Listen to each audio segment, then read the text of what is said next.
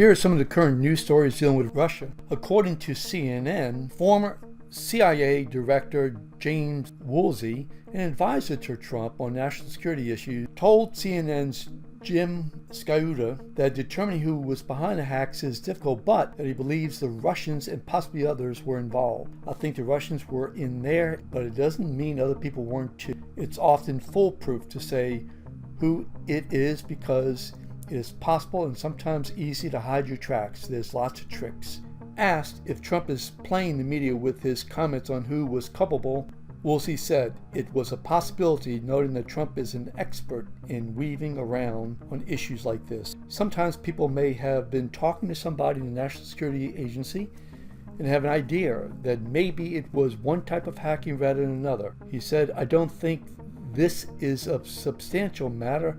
I think it's basically just dialogue." CNN has learned the intelligence community traced the hack back to specific keyboards with the Cyrillic text, an alphabet used by Russians, adding to U.S. intelligence officials' confidence Russia carried out the hack. Last week, the FBI and DHS put out this report naming the Russian hacking operation Grizzly Step and calling out 2 Russian intelligence service groups for, quote, the intrusion into a U.S. New Year's Eve, Donald Trump said that he would reveal information. He has special information that he says that he has, and then he said that he will reveal that information in 36 to 48 hours. So the question is, what information does he have? His press secretary was asked about that. Sean Spicer is saying, the press secretary is saying, is that he's going to reveal information after he talks to intelligence in the future. So it's not like he really has information in the past. This whole issue about Russia and Trump is just very puzzling.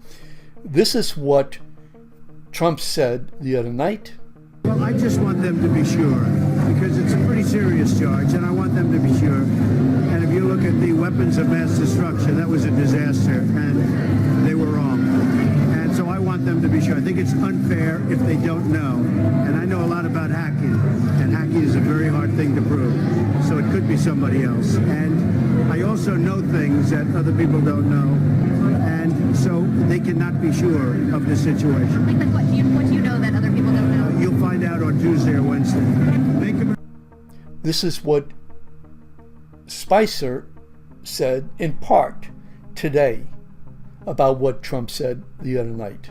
That Russia influenced Sean, let's election. talk about the alleged Russian hacking of the DNC. Mr. Trump says he knows things that other people don't. What will he be revealing to the American public on Tuesday or Wednesday? Well, it's not a question of necessarily revealing. Remember, the president-elect is privy to a lot of classified information, intelligence reports. He gets briefed by his national security team on a daily basis. So as president-elect, he is privy to information that most people aren't, and he is able to understand what the intelligence is and draw conclusions from that. But one thing I think is missing from this discussion, Allison, is this report that everyone keeps talking about is not final.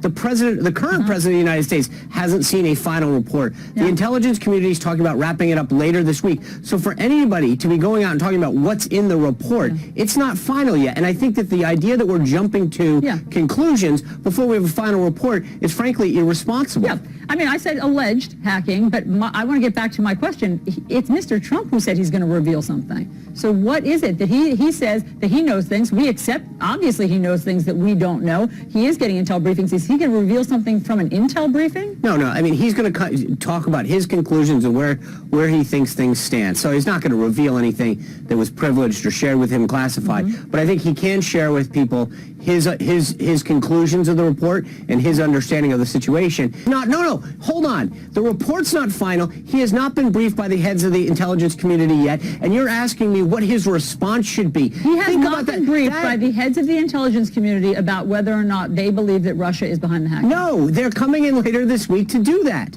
And so the idea that you're asking me, and neither is the President of the United States, frankly, because the report isn't final.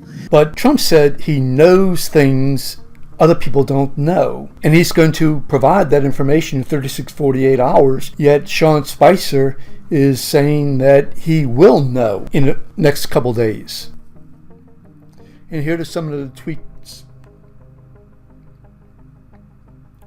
Josh Rogan, Real question is, why are Trump's aides acting like Putin's defense lawyers?